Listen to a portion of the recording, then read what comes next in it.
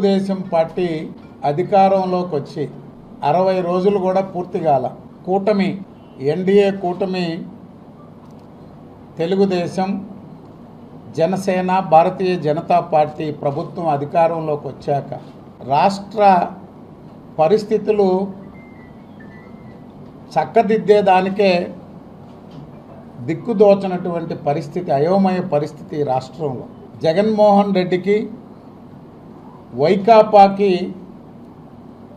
రాద్ధాంతం చేయడం తప్ప ఓ సిద్ధాంతం లేని పార్టీ, ఓ పద్ధతి పాడు లేని పార్టీ నాయకుడు వైకాపా నాయకుడు ముఖ్యమంత్రి, మాజీ ముఖ్యమంత్రి జగన్మోహన్ రెడ్డి. వైఎస్ఆర్ కాంగ్రెస్ పార్టీ నేతలు, ముఖ్యమంత్రి నుంచి మంత్రులు, నాయకులు దోచేసిన లక్షల కోట్ల దోపిడీని ఏ ఆర్థిక నిపుణుడు లెక్కలు తేల్చలేనటువంటి పరిస్థితి రాష్ట్రంలో. ముఖ్యమంత్రి జగన్మోహన్ రెడ్డి గారు పాపం ఆయన అధికారంలోకి రాగానే 2019లో ముఖ్యమంత్రిగా దేవుడు రాసిన స్క్రిప్ట్ అని చెప్పాడు. ఈరోజు ఎందుకు తను చేసిన పాపాలకి, తన ప్రభుత్వ అక్రమాలు, అరాచకాలు, దౌర్జన్యాలు, దోపిడీకి దేవుడు వేసిన శిక్ష అని ఎందుకు ఒప్పుకోలేకున్నాడు?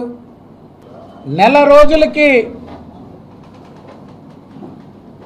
ప్రభుత్వాన్ని రద్దు చేయాలని కోరిన గనుడు జగన్మోహన్ రెడ్డి గారు. 50 రోజులు దాటిపోయినా ఎక్కడ ఏం జరిగిందో, ఏ శాఖలో ఏమి లోన్లు తెచ్చారో, ఏ శాఖలో ఏం కుదవ పెట్టారో, ఏ శాఖ ఆస్తులు ఎవరికి రాసిచ్చారో అర్థం కానిటువంటి పరిస్థితులు. వీళ్ళు మా ప్రభుత్వాన్ని రద్దు చేయాలని చెప్పి కోరుతున్నారు. 5 సంవత్సరాల కాలం ఆనాటి ముఖ్యమంత్రిగా జగన్మోహన్ రెడ్డి పాలనలో జరిగిన దమనకాండ ఈ భారతదేశ చరిత్రలో ఏ రాష్ట్రంలో జరగల. రాష్ట్రంలో రాక్షస పాలన సాగుతుందంట. ప్రజల మాన ప్రాణాలకు రక్షణ లేదంట. రాజ్యాంగ వ్యవస్థలు కోల్పోయామంట.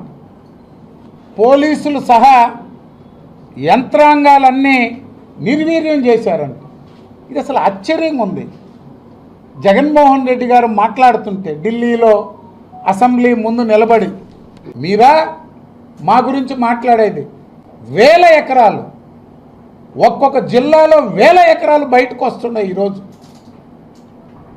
మదనపల్లి సబ్ కలెక్టర్ కార్యాలయం తగలబెట్టింది చూశారు.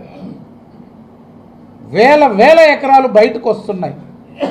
ఇవన్నీ పక్కదారి పట్టించేందుకే ప్రభుత్వంపై ఆరోపణలు. మళ్ళీ పాత స్కీమ్నే మొదలుపెట్టారు. ప్రభుత్వం మీద దాడులు అయిపోయినాయి. విజయసాయిరెడ్డి గారు మళ్ళీ కులం కోణం మొదలుపెట్టారు. నోటికొచ్చినట్టు మాట్లాడి ఒక విద్వేషాలు రెచ్చగొట్టి కులాల విభజనకి ప్రయత్నం చేశారు. ఫలితం ఏంటి? 151 నుంచి 11కు వచ్చారు. ఇంకా సిగ్గురాల జగన్మోహన్ రెడ్డికి, విజయసాయిరెడ్డికి. నేను ఒకటే చెప్తున్నా, జగన్మోహన్ రెడ్డికి, విజయసాయిరెడ్డికి, మీకు ప్రజలు చెప్పుతో కొట్టినా, ఈ రాష్ట్రంలో ఉన్నటువంటి అన్ని కులాలు, మతాలు, వర్గాలు వైకాపాన్ని తరిమి కొట్టినా మీలో మార్పు లేదు, పరివర్తన రాదు. మళ్ళీ కులాల ట్రాప్ మొదలుపెట్టారు. అందుకే కూటమి నాయకులకైనా, తెలుగుదేశం పార్టీ నాయకులు, కార్యకర్తలకు విన్నపం చేస్తున్న విజ్ఞప్తి, వైఎస్ఆర్ కాంగ్రెస్ పార్టీ మనల్ని ట్రాప్లోకి లాగుతుంది. కులాల పేరుతో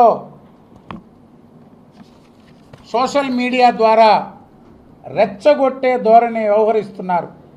మనం తిట్టాలా, తన్నాలా, కొట్టాలా, దాన్ని ప్రచారం చేసుకోవాలా, మా మీద దాడులు జరుగుతున్నాయని.